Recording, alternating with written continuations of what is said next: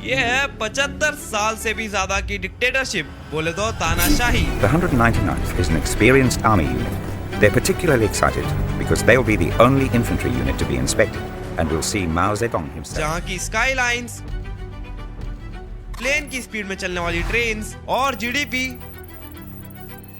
जो बताती है कि दिस इज चाइना। और ये है 75 साल से भी ज्यादा की डेमोक्रेसी, बोले तो लोकतंत्र।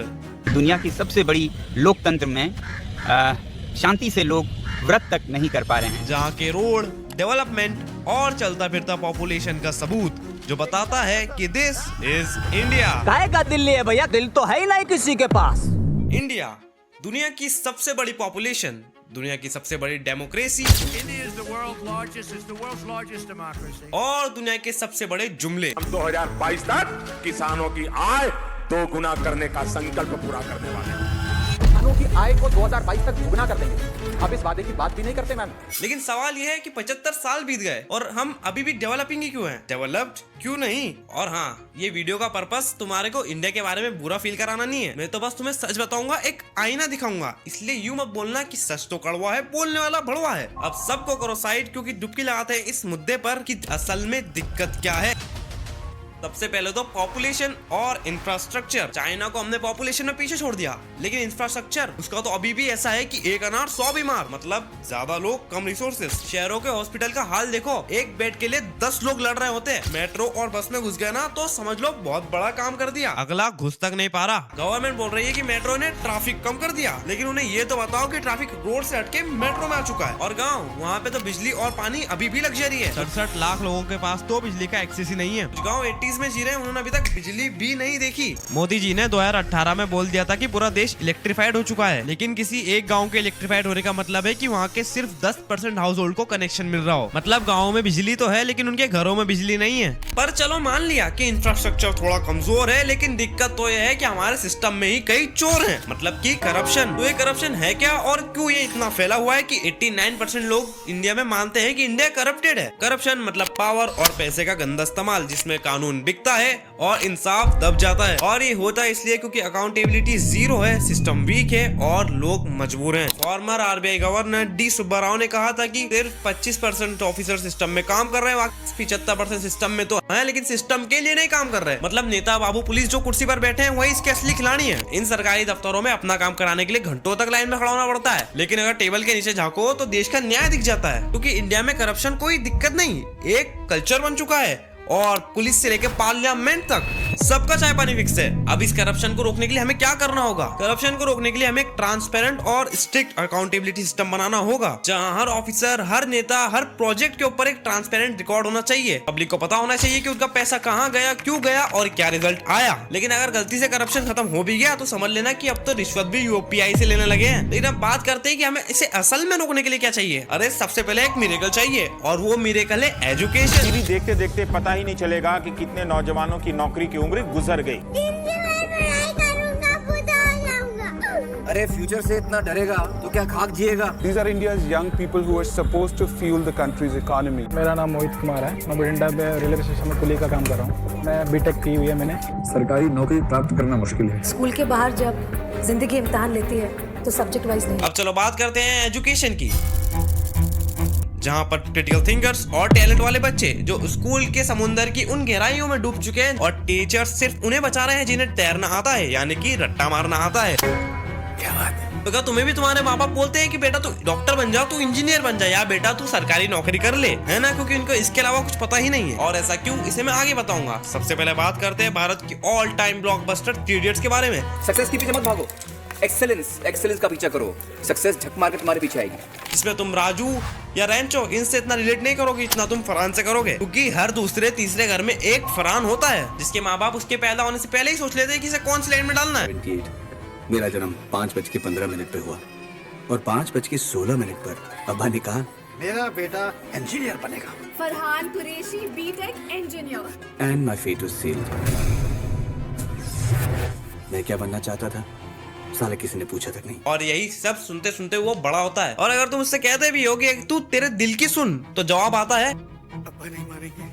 हम सोचते हैं कि स्टूडेंट्स पर बहुत प्रेशर है, लेकिन असली प्रेशर कुकर तो हमारे माई बाप है, वो भी पीयर प्रेशर। कोई जान पहचान का अपने बेटे को इंजीनियरिंग करा रहा है तो अब पूरे मोहल्ले के माई बाप अपने बेटे को इंजीनियरिंग में डालकर चूहे की रेस शुरू कर देते हैं। लेकिन हमें उन्हें ये बताना पड़ेगा कि हम चूहे की रेस में जीत भी गए तो हम चूहे ही रहेंगे। अब रिपोर्ट्स को देखकर बोले तो हर साल 25 लाख ग्रेजुएट्स निकलते हैं, लेकिन जॉब के नाम पर सिर्फ 8% लोगों का सिलेक्शन होता है। मतलब हर साल 25 लाख डिग्री वाले निकलते हैं और सिस्टम बोलता है कांग्रेचुलेशंस बेटा, अब डिलीवरी बॉय बन जाओ। लाखों रुपए स्कूल कॉलेज और कोचिंग को देने के बाद आधे लोग जेईई नीट क्लियर कर लेते हैं, आधे कोचिंग के पोस्टर्स बन जाते हैं और आधे वो तो खुद ही क्लियर हो जाते हैं। आज हमारा एजुकेशन सिस्टम हमारी इंडिविजुअलिटी को मार देता है, हमें कॉर्पोरेट लाइफ में फिट होने वाला एक मजदूर बना देता है। जहाँ एआई रोबोट्स क्रिएटिव होते जा रहे हैं, वहीं हम अपने एजुकेशन सिस्टम की वजह से हमारी क्रिएटिविटी को खत्म कर रहे हैं। स्कूल हमें पढ़ना लिखना सिखा रहा है, लेकिन हमें सोचना नहीं सिखा रहा, क्योंकि हमारा एजुकेशन सिस्टम ब्रिटिशर्स के द्वारा दिया गया है और ब्रिटिशर्स को मजदूर चाहिए थे। मजदूर जो काम करे वो भी बिना सवाल किए, टाइम से आए टाइम से जाए और सिर्फ उतना ही सोचे जितना उनको सिखाया जाए,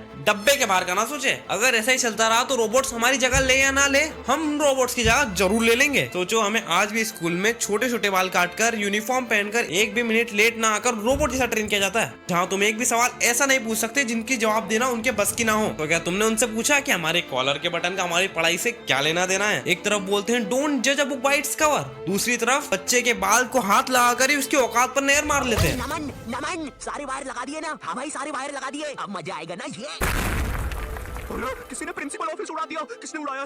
इन दोनों के तो बाल छोटे हैं, तूने उड़ाया, तेरे बाल बड़े हैं। हाँ तो अब ऐसा भी क्या हो गया कि हमारे माई बाप को डॉक्टर इंजीनियर और सरकारी नौकरी के अलावा कुछ पता ही नहीं है। सिंपल है, उस वक्त दुनिया छोटी थी और रिस्क बड़ा। वो वक्त करियर एक्सप्लोर करने का नहीं था, सरवाइव करने का था। और किसी एक को जॉब मिलती तो पूरा खानदान दिवाली मनाता, क्योंकि उस वक्त जॉब का मतलब था इज्जत और सरकारी नौकरी का मतलब दहेज का गोल्डन टिकट। उनके जमाने में स्टेबल जॉब का मतलब था गवर्नमेंट ऑफिस, पेंशन और चाय बिस्कुट ब्रेक। तो नेचुरली उनके दिमाग में सेट हो गया और सबसे बड़ी बात उन्हें लगता है डिग्री का मतलब सक्सेस, बट इट सक्स, क्योंकि रियलिटी में डिग्री मिलती है फ्रेम में और जॉब मिलती है शेम में। इसलिए leave that small fucking Tom before it kills your dreams. छोटे मोहल्ले में खुद को बंद मत होने दो, वही जगह जहाँ तुम्हें कंफर्ट है, वही जगह शायद तुम्हारे सपनों को चोक कर रही है। इसीलिए बैक करो अपना पैशन, देखो अपनी डायरेक्शन और निकल पड़ो अपने सपनों को पूरा करने। लेकिन नवाब क्या करे जब फ्यूचर है बदमाशी का? इंडिया में सबसे बड़ा इन्फ्लुएंस क्या है? क्या वो एक्टर बनने का है या वो टॉपर बनने का है? अरे चूतियों, इंडिया में सबसे बड़ा इन्फ्लुएंस बदमाश बनने का है, बोले तो गुंडागर्दी का ग्लैमर। अब मैं बात हवा में नहीं कह रहा हूँ, क्योंकि यहाँ बदमाशी कोई